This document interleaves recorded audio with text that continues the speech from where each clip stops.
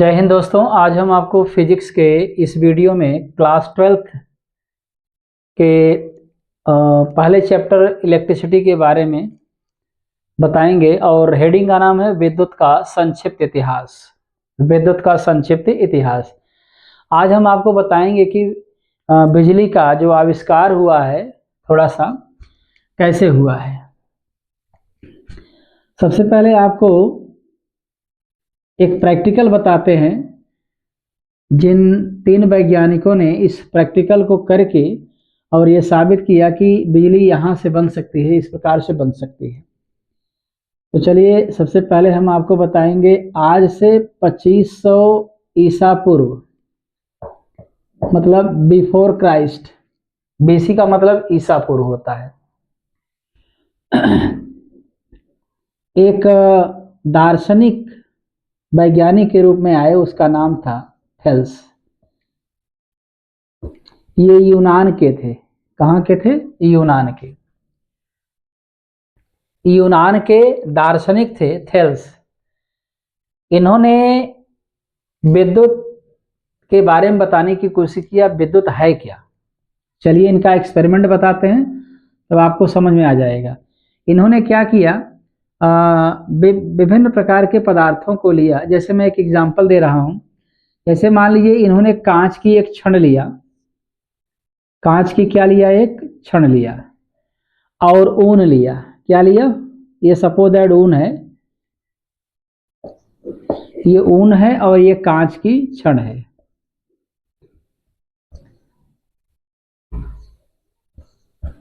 इन दोनों को आपस में जब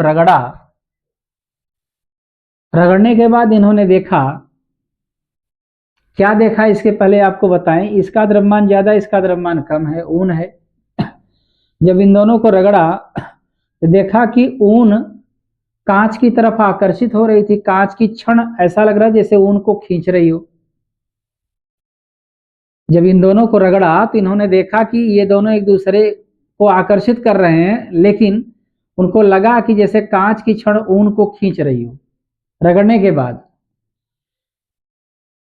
इसी तरीके से बिल्ली की खाल और आबनूस की छड़ को उन्होंने रगड़ा तो देखा कि बिल्ली की खाल को आबनूस की छड़ आकर्षित कर रही थी। बिल्कुल इसी तरीके से ये इन्होंने प्रयोग किया, लेकिन इसका कारण नहीं बता पाए। थेल्स नहीं बता पाए कि ये क्यों ये इसको खींच रहा है, ये कांच की छड़ इसको क्यों खींच रही है।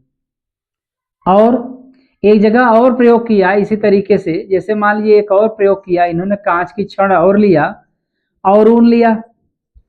इन्होंने यहां भी रगड़ कर देखा तो देखा कि कांच की छड़ उनको खींच रही थी। लेकिन एक आश्चर्यजनक बात कि ये रगड़ने के बाद ये दोनों कांच की छड़ एक दूसरे को प्रतिकर्षित कर रही थी, ये ऊन एक दूसरे को प्रतिकर्षित कर रहे थे। लेकिन कांच की छड़ ऊन को क्या कर रही थी? आकर्षित कर रही थी। मतलब इन दोनों के बीच प्रतिकर्षण हो रहा है, इन दोनों के बीच प्रतिकर्षण हो रहा है। लेकिन बेचारे कारण नहीं बता पाए, ये कारण नहीं बता पाए। इन्होंने प्रयोग किया। मैं यहां कारण की बात कर रहा हूं, ये कारण नहीं बता पाए। इसके बाद एक वैज्ञानिक और आए, इनका नाम था डॉक्टर गिलबर्ट। कौन था? डॉक्टर गिलबर्ट, इंग्लैंड के थे। इन्होंने भी यही एक्सपेरिमेंट दोहराया और इन्होंने एक चीज बताने की कोशिश किया। क्या बताने की कोशिश किया? देखिएगा ध्यान से। कांच की छड़ है और ये मान लीजिए ऊन है। इन्होंने देखा कि कांच की छड़ आकर्षित कर रही थी उनको। इन्होंने क्या किया, इन्होंने एक चीज बताया। इन्होंने कहा कुछ न कुछ चीज है जो इसमें से निकलकर इसमें जा रही है अथवा इसमें से निकलकर इसमें आ रही है। तो चूंकि मुलायम ये है, सॉफ्ट ये है, इसीलिए इसमें से ज्यादा निकलने के चांसेस है, इसमें से निकल के इस पे जा रही है। उसको इन्होंने कारक कहा, फैक्टर कहा, कारक कहा। कारक कह करके इसके बाद कुछ नहीं बताया। इनका भी एक्सपेरिमेंट थोड़ा ठीक नहीं था, इनका भी बताने का आइडिया ठीक नहीं था। इसके बाद तीसरे वैज्ञानिक आए, फ्रैंकलिन। कौन आया? फ्रैंकलिन आए। ये अमेरिका के थे, ये यूनान के थे, ये इंग्लैंड के और ये कहाँ के, अमेरिका के थे। तो फ्रैंकलिन ने ये जो प्रयोग किए थे, इनके प्रयोग का कारण स्पष्ट रूप से बताए। तो चलिए बताते हैं आपको फ्रैंकलिन ने क्या बताया था। कांच की छड़ और ऊन लिया, इन्होंने रगड़ा, और एक जगह और कांच की छड़ और ऊन लिया, इसको भी आपस में रगड़ा, तो देखा कि सेम जो ये कंडीशन यहाँ हो रही है वही कंडीशन यहाँ भी हो रही है। लेकिन इन दोनों के बीच प्रतिकर्षण, इन दोनों के बीच आकर प्रतिकर्षण हो रहा था, लेकिन इनके बीच आकर्षण हो रहा था। चलिए बताते हैं इनका क्या कहने का मतलब था। इन्होंने बताया कि जब इसको इसमें से रगड़ते हैं या इसको इसके साथ रगड़ते हैं, तो इसके इलेक्ट्रॉन, इसके परमाणु के इलेक्ट्रॉन इसके ऊपर चले जाते हैं। अब बताइए इसके परमाणु के इलेक्ट्रॉन, चूंकि ये सॉफ्ट है, ये थोड़ा सा हार्ड है, तो इसकी सरफेस के जो परमाणु होते हैं उसके इलेक्ट्रॉन निकल के इस पर चले जाते हैं, इसके पृष्ठ पर चले जाते हैं। तो इलेक्ट्रॉन निगेटिव होता है और इलेक्ट्रॉन अपनी जगह छोड़ता है। अगर परमाणु से सारे इलेक्ट्रॉन निकल जाएं तो वहां पर क्या बचता है, नाभिक बचता है, धनावेश हो जाता है। तो इसका पृष्ठ धनावेशित हो गया। अब बताइए ये इलेक्ट्रॉन, इस पर इलेक्ट्रॉन चले आए और यहाँ पे धनावेश रह गया, या इसके पृष्ठ से भी कुछ इलेक्ट्रॉन निकले होंगे, यहाँ पर भी धनावेश आ गया होगा, यहाँ पर ऋणावेश आ गया। तो चलिए एक बात बताते हैं आपको। अब बताइए इनके बीच क्या होगा। अगर ये माइनस है, ये प्लस है, ऊन धनावेशित हो गए, ऋणावेशित हो गए, तो इनके बीच क्या होगा, आकर्षण बल लगेगा। यहाँ भी वही सेम टू सेम घटना, ये ऋणावेशित हो गई, ये क्या हो गई, धनावेशित हो गई। तो इनके बीच भी क्या लगेगा, आकर्षण। तो इन्होंने किया क्या, ये जो